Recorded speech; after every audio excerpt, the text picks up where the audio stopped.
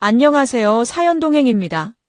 세상을 살다 보면 그 누구에게도 꺼내지 못한 이야기가 한둘쯤은 있죠. 이곳은 그런 마음들을 조용히 들어주는 작은 공간입니다. 구독은 공짜지만 그 마음은 참 귀하고 고맙습니다. 구독해주신다면 큰 힘이 될 거예요. 자, 그럼 오늘의 사연 시작합니다. 안녕하세요. 저는 올해 42살이 된 박준호라고 합니다. 건축 인테리어 자영업을 하면서 나름대로 성실하게 살아왔다고 생각해요. 결혼한 지 벌써 15년이 되었는데 아내 서연이와 함께 그럭저럭 평범하게 살아왔죠. 큰 돈은 못 벌어도 가정을 책임진다는 마음 하나로 매일 현장을 뛰어다녔습니다. 손에 굳은 살이 박이고 허리가 아파도 가족을 위해서라면 참을 수 있었어요. 그런데 몇 달 전부터 아내에게서 뭔가 이상한 기운이 느껴지기 시작했습니다. 처음엔 단순히 직장 스트레스 때문이겠거니 했죠. 서연이는 중견 건설회사에서 행정직으로 일하고 있었는데 평소보다 야근이 잦아지고 주말에도 회사 일로 나가는 경우가 늘어났어요. 민석 씨가 요즘 새 프로젝트 때문에 바빠서 직원들도 덩달아 힘들다고 하더라고요. 저야 아내가 열심히 일하는 걸 대견하게 생각했습니다. 그런데 어느 순간부터 서연이의 행동이 점점 더 수상해졌어요. 휴대폰을 볼 때마다 화면을 가리고 전화가 오면 다른 방으로 가서 받고 옷차림도 예전보다 훨씬 신경을 쓰기 시작했죠. 향수 냄새도 진해졌고 화장도 더 진하게 했습니다. 하지만 저는 그냥 직장에서 승진하고 싶어서 그런가 보다 했어요. 아내를 믿었으니까요. 그런데 정말 결정적인 순간이 왔습니다. 어느 금요일 밤 서연이가 또 사장님과 중요한 거래처 접대가 있어서 늦을 거라고 하더라고요. 그런데 우연히 그 건설회사 근처를 지나가게 됐는데 회사 주차장이 텅 비어 있는 거예요. 이상하다 싶어 전화를 걸었는데 지금 호텔에서 식사 중이라며 시끄러워서 나중에 전화하겠다고 하고 급하게 끊더라고요. 그 순간 가슴이 철렁했습니다. 뭔가 잘못되고 있다는 직감이 들었어요. 그 후로 서연이의 행동을 조금씩 관찰하기 시작했습니다. 출장이라며 며칠씩 집을 비우는 일이 잦아졌고 집에 있을 때도 계속 휴대폰만 들여다보면서 혼자 웃기도 했어요. 누구랑 그렇게 재밌게 문자하냐고 물으면 회사 동료들이라고 대충 넘어가더라고요. 더 이상한 건 서연이가 갑자기 외모에 신경을 쓰기 시작했다는 점이었습니다. 예전에는 집에서 편한 옷만 입고 지냈는데 이제는 집에서도 화장을 하고 예쁜 옷을 입고 있었거든요. 심지어 새로운 브랜드 화장품을 사오기도 했어요. 제가 언제 샀냐고 물으니까 회사 동료들이 선물로 줬다고 하더라고요.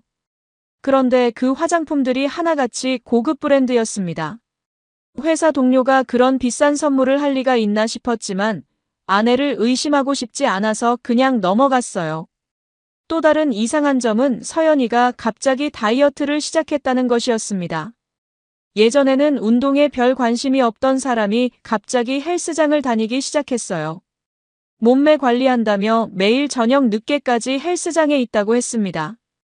처음에는 건강해지려는 좋은 마음이라고 생각했는데 지금 생각해보니 다른 이유가 있었던 것 같아요. 그리고 서연이의 언어 습관도 조금씩 변했습니다. 예전에는 쓰지 않던 단어들을 쓰기 시작했고 말투도 좀 더 도시적이고 세련되게 바뀌었어요. 어디서 그런 말투를 배웠냐고 물으니까 회사에서 고객 응대를 많이 하다 보니 자연스럽게 바뀌었다고 하더라고요. 하지만 뭔가 어색했습니다. 15년을 함께 산 아내의 변화가 이렇게 급작스러울 수가 있나 싶었거든요. 그런 와중에 결정적인 사건이 하나 더 있었습니다. 어느 토요일에 서연이가 갑자기 회사 워크숍이 있다며 1박 2일로 떠났어요. 그런데 그날 저녁에 아내 회사 동료 중 한 명을 우연히 마트에서 만났는데 무슨 워크숍이냐고 물으니까 그런 건 없다고 하더라고요. 그 순간 머리가 하얘졌습니다. 아내가 저에게 거짓말을 하고 있다는 확신이 들었거든요. 그날 밤 잠을 한숨도 못 잤어요. 도대체 아내가 어디서 누구와 무엇을 하고 있는지 상상만 해도 가슴이 답답했습니다. 그 후로 며칠 동안 서연이를 더 자세히 관찰해봤어요. 평소보다 늦게 들어오는 날이 많아졌고 들어와서도 바로 샤워부터 하더라고요. 예전에는 집에 오면 편한 옷으로 갈아입고 저와 이런저런 이야기를 나누곤 했는데 이제는 그런 시간도 없다며 바로 방으로 들어가 버렸어요. 그리고 주말에도 갑자기 친구들과 만난다며 나가는 일이 잦아졌습니다. 하지만 어떤 친구를 만나는지 물어보면 대충 얼버무리고 넘어가더라고요. 심지어 전화벨이 울리면 다른 방으로 가서 받는 건 기본이고 가끔 새벽에도 메시지가 와서 휴대폰이 울리는 소리가 들렸어요. 그럴 때마다 서연이는 급하게 확인하고는 혼자 웃으면서 답장을 보내더라고요. 그런 모습을 보면서 정말 불안했지만 여전히 아내를 믿고 싶었어요. 결혼 15년 동안 쌓아온 신뢰를 쉽게 포기할 수는 없었거든요. 그렇게 몇 달이 흐른 어느 일요일 저녁이었습니다. 서연이가 갑자기 거실로 나와서 심각한 표정으로 저를 마주봤어요. 준호 씨, 할 말이 있다고 하는데 목소리가 평소와 달리 차갑더라고요. 저는 뭔가 불길한 예감이 들어서 왜 그러냐, 무슨 일이냐고 물었죠. 그랬더니 서연이가 한동안 말없이 저를 쳐다보다가 입을 열었습니다. 나 민석 씨와 함께 할 거야. 이혼해달라고 하더라고요. 그 말을 들은 순간 머리가 하얗게 됐어요.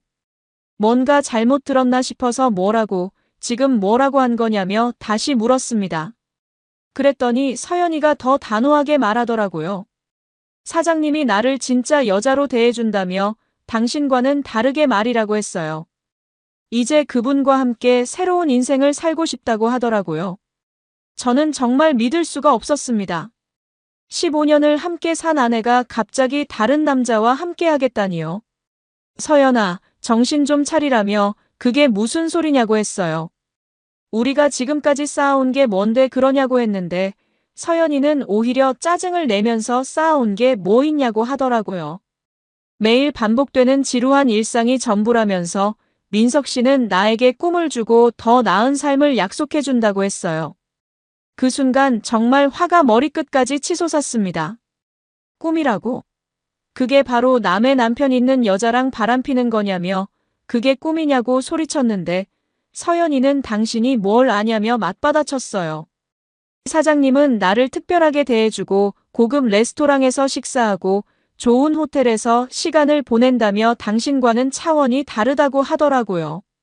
저는 더 이상 할 말이 없었습니다.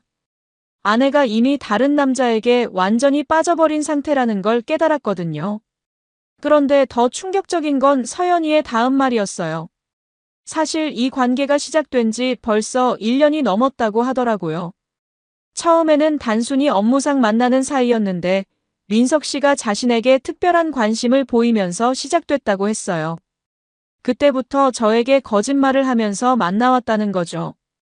1년이 넘도록 저 혼자만 모르고 바보처럼 살아왔다는 사실이 너무 참담했어요. 서연이는 계속해서 그 남자와의 미래 계획을 이야기했습니다. 민석 씨가 새로운 아파트를 마련해줬고 앞으로 함께 사업도 할 계획이라고 하더라고요. 심지어 해외로 신혼여행도 갈 예정이라고 했어요. 제가 그런 말을 들으면서 어떤 기분일지는 생각해보지도 않는 것 같았어요. 저는 마지막으로 한 번 더 만류해봤습니다. 서연아, 그 사람은 유부남이잖아. 그 자리를 이용해서 너를 농락하는 거야 라고 했어요. 하지만 서연이는 이미 민석 씨가 부인과 별거 중이고 곧 이혼할 예정이라고 하더라고요. 그래서 아무 문제 없다는 식으로 말했어요. 저는 그제야 깨달았습니다. 아내가 완전히 그 남자의 말에 속아 넘어간 상태라는 걸 말이에요.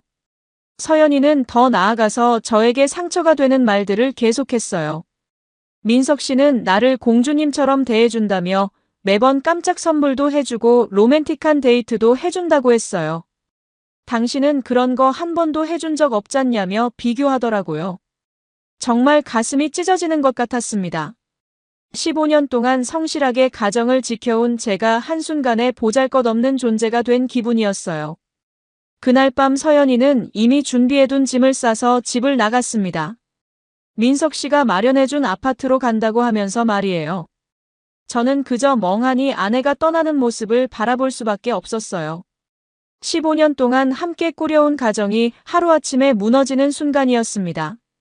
서연이가 마지막으로 한 말이 아직도 귀에 생생해요. 준호 씨도 이제 자유롭게 사세요. 저도 제 인생을 살겠어요 라고 하더라고요. 마치 저에게 호의를 베푸는 것처럼 말하는 게 더욱 화가 났어요. 그 후 며칠 동안 정말 허탈했습니다. 집안이 텅 빈 것 같았고 무엇을 해야 할지 몰랐어요. 친구들이 위로해줬지만 쉽게 마음이 달래지지 않았습니다.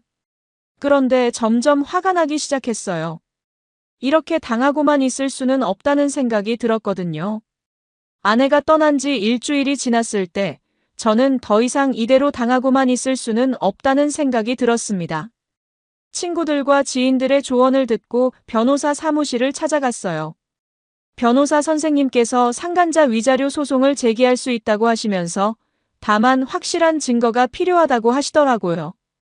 그래서 저는 지난 몇 달 동안 서연이의 이상한 행동들을 차근차근 정리하기 시작했습니다. 호텔 영수증, 문자 내용, 목격자 진술 등을 모으는 게 쉽지는 않았지만 다행히 주변 사람들이 도움을 줬어요. 특히 서연이 회사 동료 중 한 명이 양심상 견디기 힘들다며 몇 가지 중요한 정보를 제공해줬습니다. 민석 씨와 서연 씨가 출장이라고 하고 함께 제주도에 다녀온 적이 있고 회사 법인카드로 고급 호텔 식비를 결제한 내역도 있다고 말해줬죠. 또한 회사 보안 카메라에 두 사람이 포옹하는 장면이 녹화되어 있다는 정보도 얻었어요. 그 동료는 처음에는 말하기를 망설였지만 결국 양심의 가책을 이기지 못하고 도움을 준 거였어요. 사실 회사 내에서도 두 사람의 관계가 공공연한 비밀이었다고 하더라고요. 다른 직원들도 알고 있었지만 사장에게 밉보일까봐 아무도 말하지 않았다는 거죠. 그런데 서연이와 민석 씨의 관계가 점점 노골적으로 변해서 더 이상 참을 수 없었다고 하더라고요. 회사에서 둘이 함께 있는 모습이 자주 목격됐고 심지어 업무 시간에도 개인적인 대화를 나누는 장면이 여러 번 있었다고 했어요. 소송 준비를 하는 동안 서연이에게서 연락이 왔습니다. 준호 씨, 소송 같은 거 하지 말고 서로 조용히 이혼하자고 하더라고요.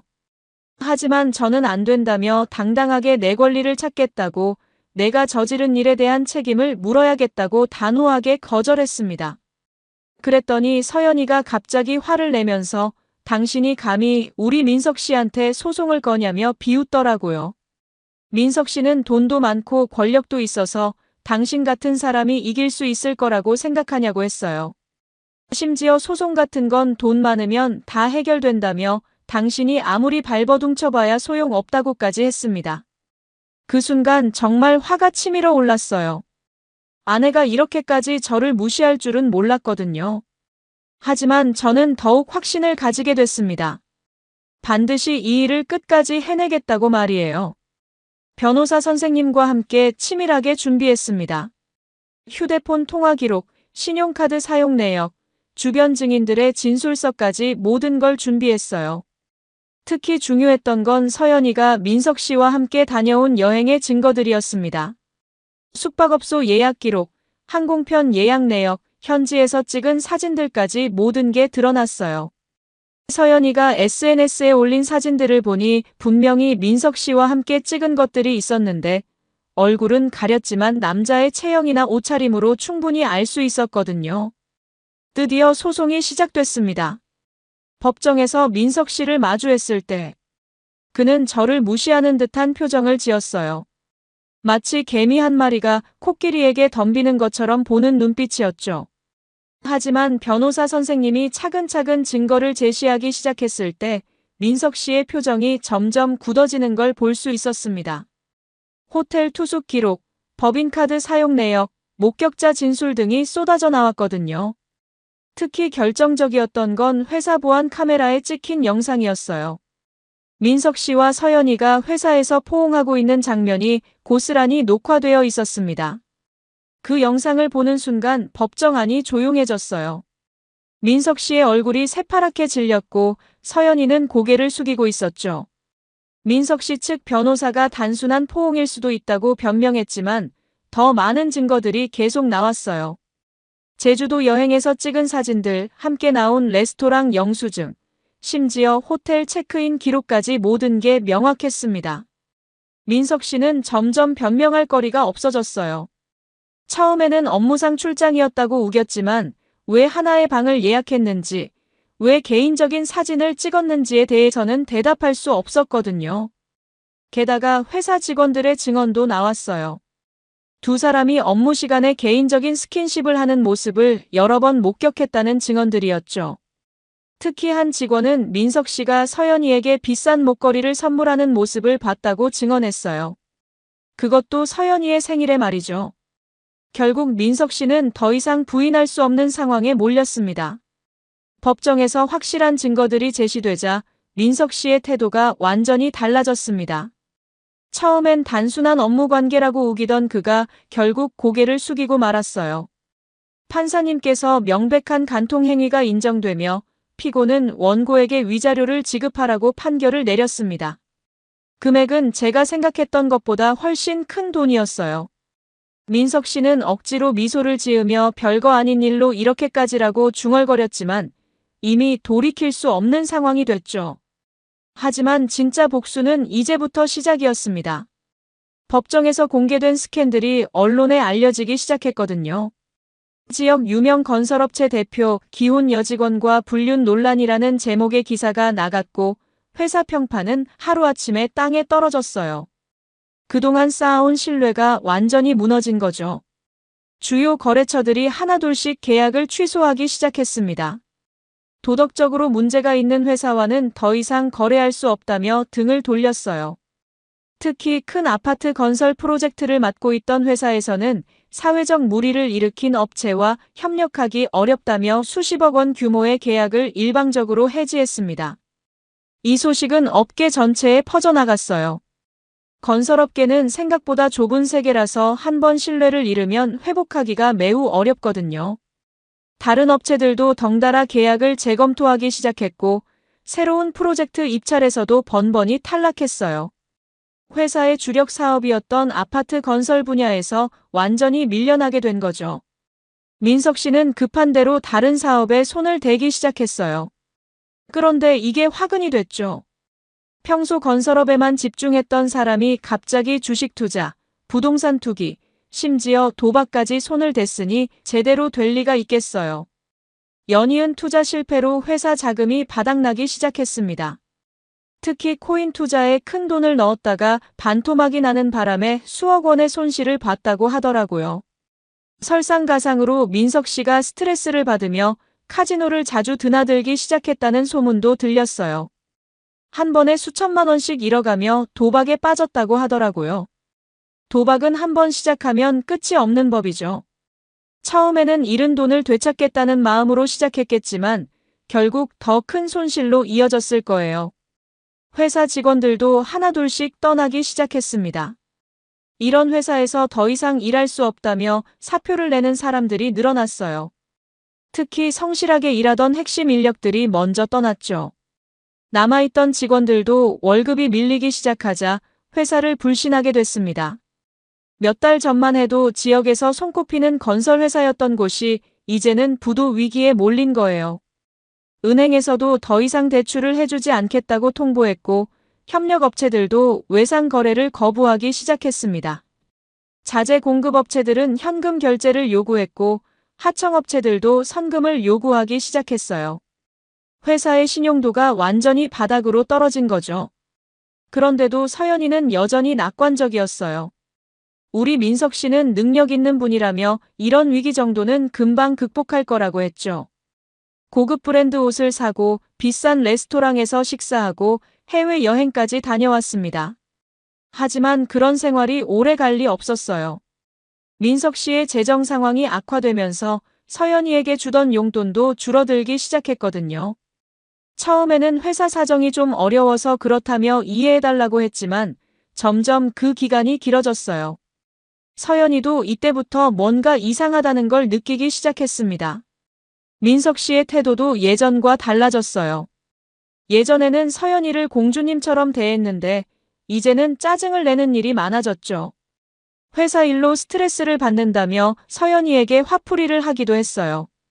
그래도 서연이는 일시적인 어려움이라고 생각하며 참고 견뎠습니다. 하지만 상황은 점점 더 악화됐어요. 회사가 완전히 망해가는 게 눈에 보였거든요. 회사가 완전히 망해가자 민석 씨의 태도가 달라지기 시작했습니다. 예전처럼 서연이를 특별하게 대하지 않게 된 거죠. 오히려 짜증을 내며 요즘 힘든데 좀 조용히 해달라고 말하는 일이 잦아졌어요. 서연이는 처음엔 이해하려고 했습니다. 민석 씨가 스트레스 받으시는구나라며 넘어갔죠. 하지만 시간이 지날수록 그 남자의 행동은 더욱 냉담해졌어요. 함께 보내는 시간도 줄어들고 전화도 잘 받지 않았습니다. 예전에는 하루에도 몇 번씩 달콤한 문자를 보내던 사람이 이제는 업무상 연락조차 제대로 하지 않았어요. 서연이가 만나자고 해도 바쁘다며 계속 미뤘죠. 급기야 어느 날 민석 씨가 서연이에게 폭탄 선언을 했어요. 서연아, 미안하지만 이제 우리 헤어져야겠어. 내가 너를 더 이상 책임질 수 없을 것 같다고 말했어요. 서연이는 깜짝 놀라며 무슨 소리냐고 사장님이 저에게 새로운 인생을 약속하셨잖냐고 했지만 민석 씨는 차갑게 대답했습니다. 그때는 그때고 지금은 지금이라고 솔직히 말하면 내가 불러온 재앙이라고 했어요. 내 남편이 소송 걸어서 내 인생이 이렇게 망가진 거라며 나도 이제 끝이니까 알아서 살라고 하더라고요. 그 순간 서연이의 세상이 무너졌어요. 남편을 버리고 따라온 남자가 이제 자신마저 버리는 상황이 된 거죠. 사장님, 그럴 수 없어요. 저는 당신을 위해서 모든 걸 버렸다고, 가정도 명예도 다 포기했다고 울먹였지만 민석 씨는 이미 마음을 굳힌 상태였습니다. 그건 내가 선택한 일이고 나는 강요한 적 없다며 이제 각자 살 길을 찾아야 한다고 했어요. 더 잔인한 건 민석 씨가 서연이에게 한 마지막 말이었어요. 솔직히 처음부터 너를 진짜 사랑한 건 아니었다며 그냥 재미있어서 만난 거였다고 했어요. 내가 유부녀라는 게 더 자극적이었고 남편한테 들키지 않게 만나는 게 스릴이 있어서 좋았다고 하더라고요. 서연이는 그 말을 듣고 완전히 무너졌어요. 자신이 얼마나 바보 같은 선택을 했는지 그제야 깨달은 거죠. 결국 민석 씨는 서연이를 완전히 내팽개쳤어요.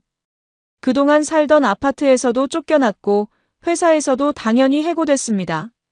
민석 씨가 마련해줬다던 아파트도 사실은 월세였고 이제 그 월세조차 낼 수 없게 된 거죠. 서연이는 갑자기 갈 곳이 없어진 거예요. 친정 부모님도 그런 짓을 하고 어떻게 집에 오려고 하느냐며 문전박대했고 친구들도 등을 돌렸어요. 그동안 자신이 얼마나 교만했는지 주변 사람들을 얼마나 무시했는지 깨닫게 됐지만 이미 늦었어요. 동네 사람들은 수군거렸습니다. 사장 부인 된다더니 결국 망했네. 남편 빼앗고 자기도 버림받았네. 인과응보라는 게 있긴 있구나라는 말들이 여기저기서 들렸어요. 서연이는 정말 후회하기 시작했습니다. 하지만 이미 돌이킬 수 없는 강을 건넌 뒤였죠. 그제야 남편 준호의 소중함을 깨달았지만 자신이 저지른 일의 무게가 얼마나 큰지도 함께 깨달았어요. 내가 왜 그런 선택을 했을까라며 매일 자책했지만 시간은 되돌릴 수 없었습니다. 눈물만이 그녀에게 남은 전부였어요.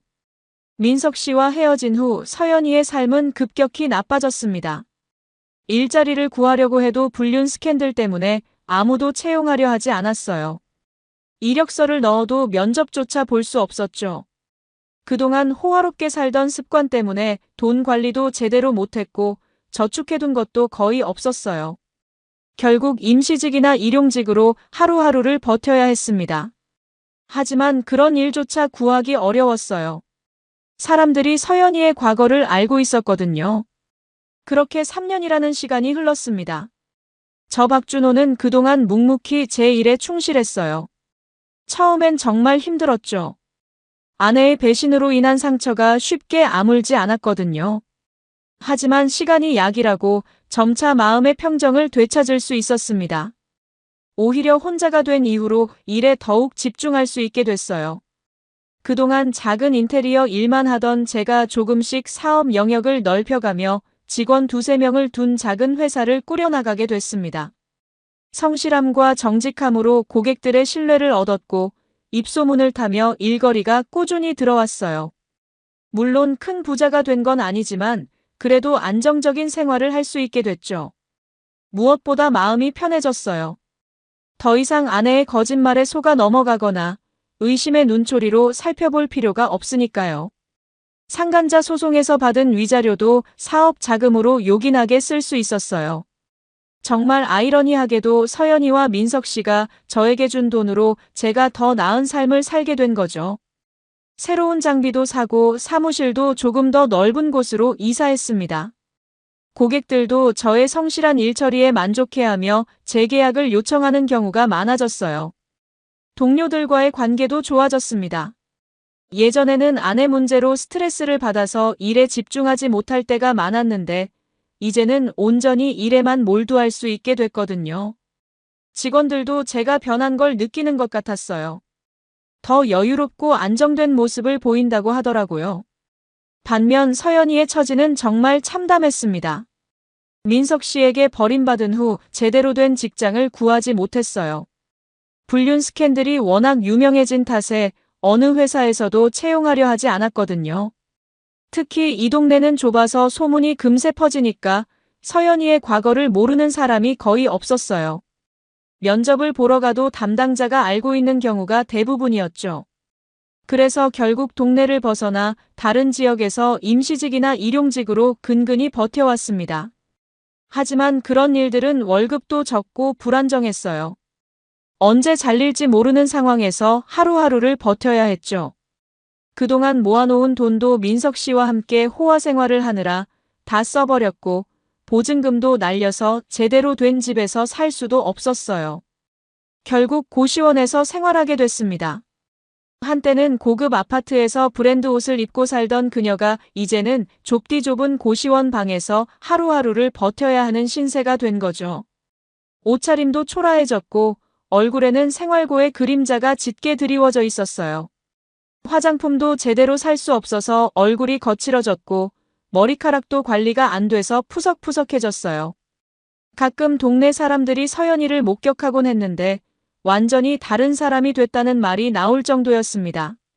예전에 당당하고 화려했던 모습은 온데간데 없고 초라하고 지친 모습으로 이곳저곳 구직 전단지를 붙이고 다니는 모습이 자주 목격됐어요. 편의점 아르바이트, 음식점 설거지, 청소 일 등 닥치는 대로 일자리를 구해야 했죠. 하지만 그런 일들조차 오래 지속되지 못했어요. 동네 사람들은 수군거렸습니다. 절에서 함부로 살면 안 되는 거야. 남편 그렇게 성실한 사람을 버리고 바람 피우더니 저렇게 됐네. 정말 인과응보구나라는 말들이 여기저기서 들려왔죠. 서연이도 그런 시선들을 의식해서인지 고개를 숙이고 다니는 경우가 많았어요. 예전에 같이 어울리던 친구들도 모두 등을 돌렸고 가족들도 연락을 끊었어요. 정말 혼자가 된 거죠. 그런 삶이 3년 동안 계속됐습니다. 서연이는 매일 후회했어요. 왜 그런 어리석은 선택을 했는지, 왜 좋은 남편을 버렸는지 말이에요. 그런 어느 늦은 저녁이었습니다. 저는 평소처럼 현장 작업을 마치고 집으로 돌아가고 있었어요. 조금 늦은 시간이라 아파트 단지는 조용했죠. 그런데 제가 사는 아파트 앞 벤치에 누군가 앉아있는 모습이 보였어요. 처음엔 그냥 동네 주민이겠거니 했는데 가까이 가보니 그 사람이 바로 서연이었습니다. 3년 만에 보는 전 아내의 모습은 정말 충격적이었어요. 예전에 단정하고 화려했던 모습은 완전히 사라지고 낡은 옷에 지친 얼굴로 벤치에 웅크리고 앉아 있었거든요. 머리카락은 푸석하고 피부도 거칠어져 있었어요. 명품 가방 대신 낡은 천가방을 들고 있었고 신발도 헤어져 있었죠. 저를 발견한 서연이가 갑자기 벌떡 일어서며 제 앞에 무릎을 꿇었습니다. 준호 씨, 제발 나 좀 도와달라며 정말 갈 데가 없다고 하더라고요. 눈물이 줄줄 흘러내리는 모습을 보니 한때는 정말 사랑했던 사람이라는 생각이 들어 마음이 복잡해졌어요. 하지만 저는 냉정을 유지하려고 노력했습니다. 서연아, 지금 와서 뭘 하자는 거냐고 물었죠. 그랬더니 서연이가 더욱 간절하게 말했어요. 준호 씨, 나 정말 잘못했다며 그때 내가 미쳤었다고 했어요. 민석 씨한테 속아서 그런 짓을 했는데 결국 나도 버림받았다면서요. 이제 정말 어디 갈 데도 없고 아무도 날 받아주지 않는다며 제발 다시 받아달라고 했어요. 나 이제 달라졌다고 하더라고요. 서연이는 계속해서 울면서 애원했습니다. 내가 얼마나 후회하는지 모른다며 매일 당신 생각만 하면서 살았다고 했어요. 정말 바보같이 좋은 남편을 버리고 헛된 꿈을 쫓았다면서요. 이제 그런 일 절대 없을 거라며 제발 기회를 한 번만 더 달라고 했어요. 솔직히 말하면 그 순간 마음이 흔들리지 않았다고 하면 거짓말이에요. 한때는 정말 사랑했던 사람이고 15년을 함께 산 아내였으니까요. 이렇게 비참한 모습으로 무릎 꿇고 애원하는 걸 보니 안쓰러운 마음도 들었어요. 하지만 저는 서연이가 저지른 일들을 떠올렸습니다. 저를 무시하며 다른 남자를 따라간 것, 당신 같은 사람이 이길 수 있을 거라고 생각하냐며 비웃던 것, 그리고 15년 동안 쌓아온 가정을 하루아침에 버린 건 말이에요. 무엇보다 서연이가 진심으로 뉘우치는 건지 아니면 단순히 갈 곳이 없어서 저에게 돌아오려는 건지 확신할 수 없었어요. 만약 다시 좋은 기회가 생기면 또다시 저를 버릴 수도 있겠다는 생각이 들었죠. 서연이는 계속해서 과거의 잘못을 인정하며 용서를 빌었어요. 민석 씨가 날 속였다며 처음부터 진심이 아니었다고 나중에 알았다고 했어요. 그때 당신 말을 들었어야 했는데 너무 어리석었다면서요. 하지만 저는 이미 마음을 정했습니다. 다시는 그런 배신을 당할 수 없었거든요. 그리고 무엇보다 저는 이제 혼자서도 충분히 행복했어요. 서연이 없는 삶에 만족하고 있었거든요. 서연이가 떠난 후 3년 동안 저는 진정한 평화를 느꼈습니다. 더 이상 의심하며 살 필요도 없고 거짓말에 속을 필요도 없었어요. 제 일에 집중할 수 있었고 좋은 사람들과 건전한 관계를 맺을 수 있었습니다. 왜 그런 평화로운 삶을 포기하고 다시 불안과 의심의 나날로 돌아가야 하나요? 서연이는 더욱 절실하게 매달렸지만 저는 마음을 바꾸지 않았습니다. 저는 서연이를 바라보며 천천히 입을 열었습니다. 서연아, 너는 그때 나랑 우리 가정을 버렸어라고 말했어요. 나를 무시하고 비웃으면서 다른 남자를 선택했잖아 라고 했죠. 이제 와서 다시 받아달라고 하는 건 너무 이기적인 거 아니냐고 했어요. 서연이는 울면서 그때는 정말 잘못 생각했다며 이제는 정말 달라졌다고 했어요. 하지만 저는 냉정하게 대답했습니다. 나는 이제 너 없는 삶에 만족한다고 3년 동안 혼자 살면서 오히려 더 평안하고 안정된 삶을 살고 있다고 했어요. 너 때문에 받았던 스트레스와 의심, 그 모든 것들로부터 자유로워졌다고 했죠. 서연이는 더욱 간절하게 애원했지만 저는 마음을 바꾸지 않았습니다. 서연아, 내가 선택한 길이야 라며 나도 이제 내 인생을 살아가고 있다고 했어요. 우리는 이미 끝난 사이라고 다시 돌아갈 수 없다고 단호하게 말했습니다. 그리고 돌아서서 아파트 쪽으로 걸어갔어요.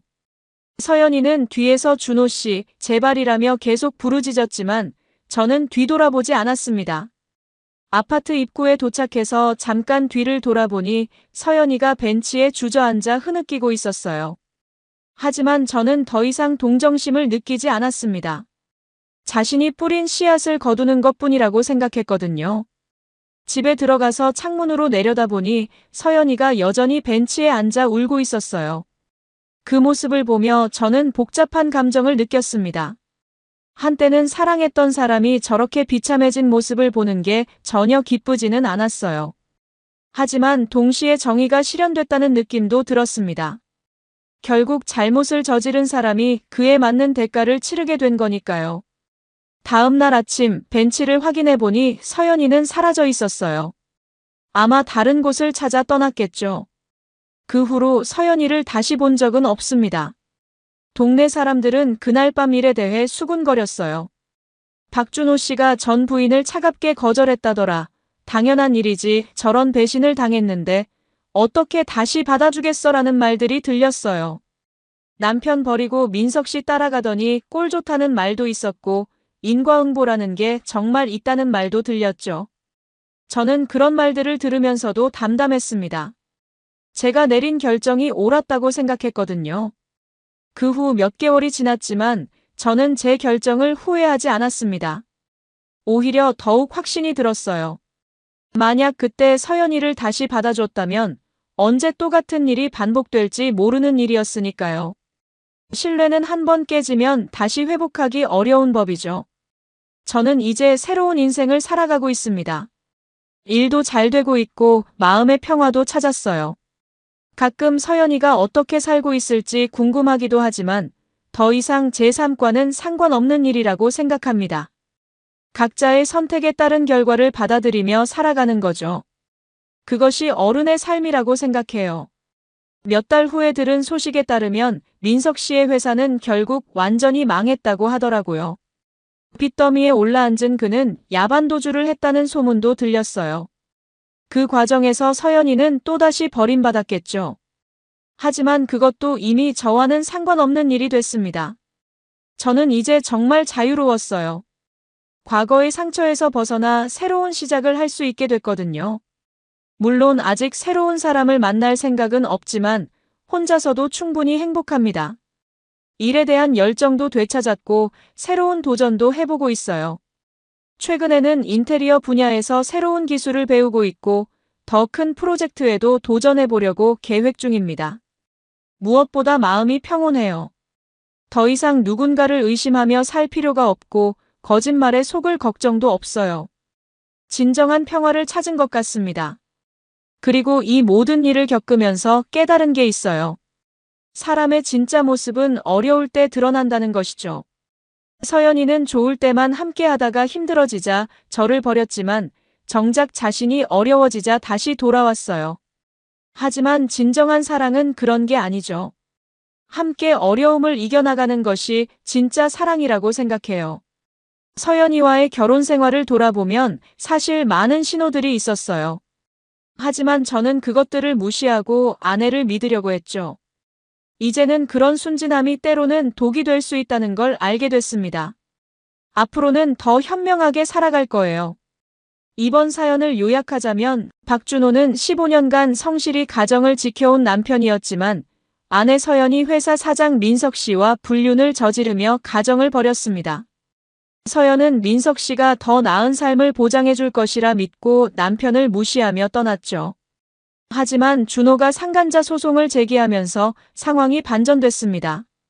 법정에서 승리한 준호는 거액의 위자료를 받았고 스캔들로 인해 민석 씨의 회사는 망했습니다. 민석 씨는 투자 실패와 도박으로 완전히 몰락했고 결국 서연을 차버렸습니다. 3년 후 준호는 안정된 삶을 살고 있었지만 서연은 고시원에서 비참하게 살다가 준호에게 돌아와 달라고 애원했습니다. 하지만 준호는 차갑게 거절하며 서연을 외면했고 서연은 결국 홀로 남겨졌습니다. 여러분들이라면 이런 상황에서 어떻게 하시겠어요? 아무리 비참해진 전 배우자라도 다시 받아주시겠습니까? 아니면 냉정하게 거절하시겠습니까? 여러분, 오늘 사연 어떻게 들으셨나요? 지금 이 순간 무슨 생각이 드셨는지도 궁금합니다. 여러분의 소중한 생각을 댓글로 남겨주세요. 지금까지 사연동행이었습니다. 함께 해주신 모든 분들께 진심으로 마음 깊이 감사드립니다. 방송 끝나기 전에 혹시 아직 구독과 좋아요 안 누르셨다면 그 한 번의 클릭이 이 채널을 계속 이어가게 하는 큰 힘이 된답니다. 다음 사연에서 다시 인사드릴게요. 여러분 평안하세요.